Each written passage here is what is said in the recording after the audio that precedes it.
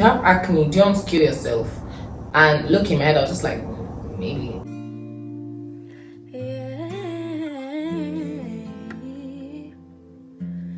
I miss my cocoa butter. I'm actually been in the funk.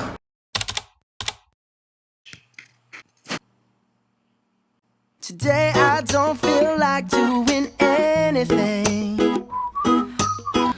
Yes. You know when you're just in such a safe space and you're kind of calm. Ms. Banks mentioned that like, once life starts getting easier, you start to get softer, but you always have to remember to like, I don't know how to say it, but you just have to. The easier life gets, yeah, the softer it makes you. You have to find the hunger again. Always stay in the game and still say, okay, like what's the goal, what's the purpose, what next do I want to do? Because these things are very, very important. Get what I'm trying to say. I've actually been like so happy, and I just think to myself like, people describe happiness differently. People can say, oh, like happiness is kind of like being materialistic, having lots of things, just when you can shop, you know, shop till they drop. Shop till you drop. Mood, that's a mood. But happiness can also be like the small things.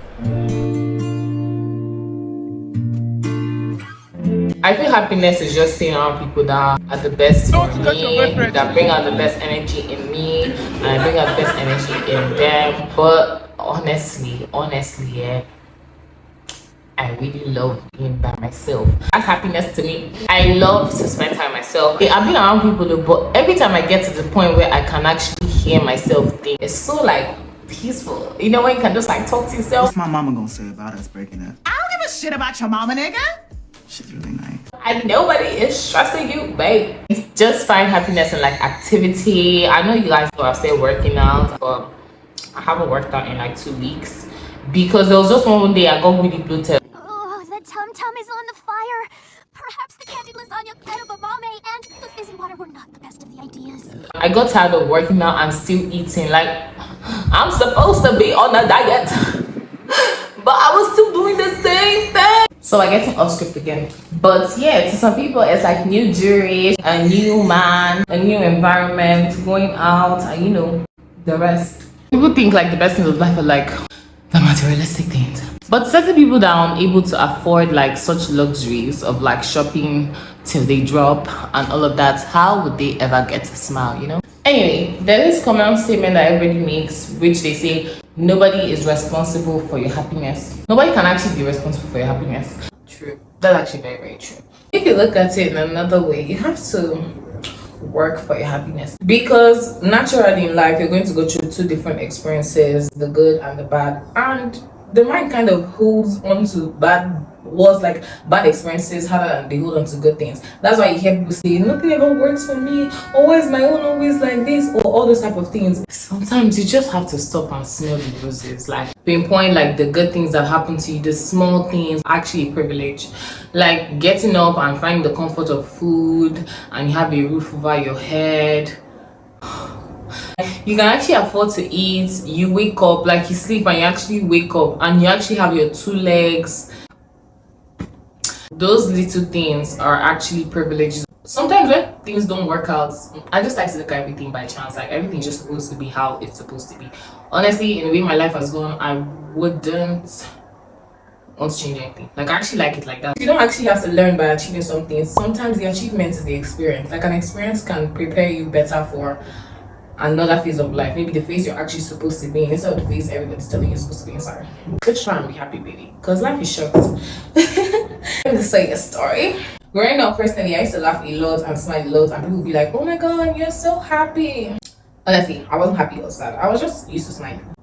Just kidding. I smile when it's worth smiling for, just to avoid unnecessary insults, in brackets, see finish. Yeah, that's actually, I used to actually smile a lot. Yeah, I literally have a video, like my first YouTube video. If you just scroll down, you just see me, I said, smiling into riches. That's how much I was laughing, but it comes with age. People can end up taking it for granted over time, and I don't want to be in a position where people do not know when I'm serious or not. So I've just reserved my teeth to the mirror.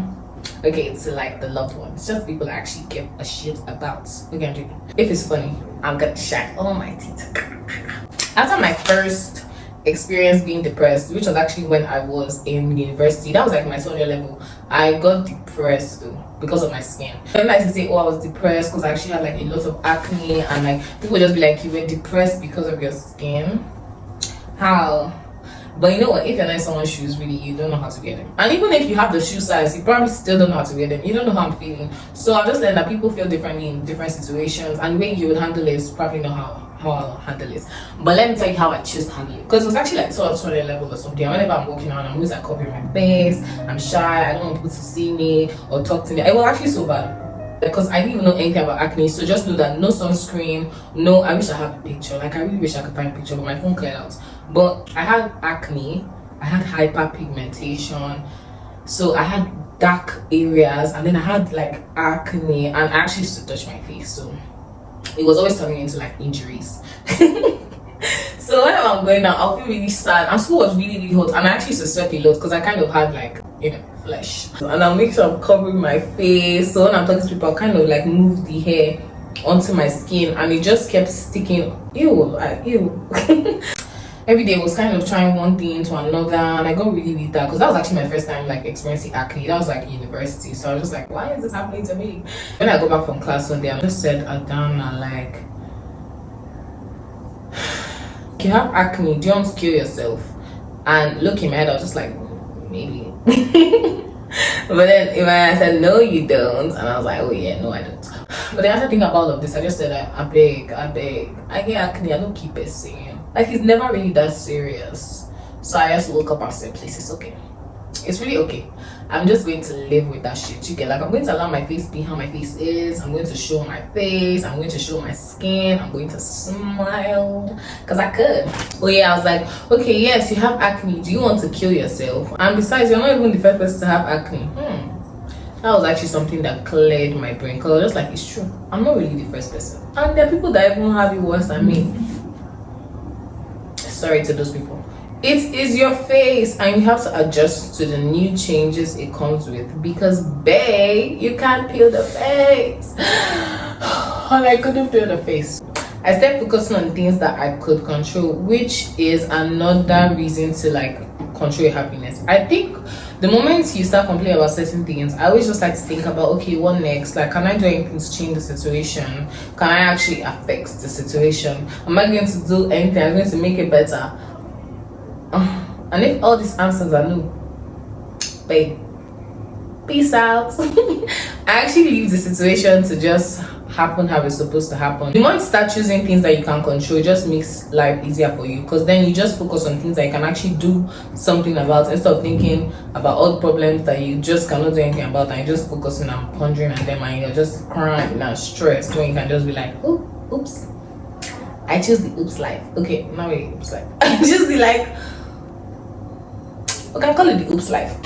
So I said depression is a feeling, and I am in control of my emotions, so I can choose to be happy or depressed, but that fully would be my choice, truly. Same way people actually stay, like, over time you talk yourself into like depression, because you fixate on the bad things and you keep saying it.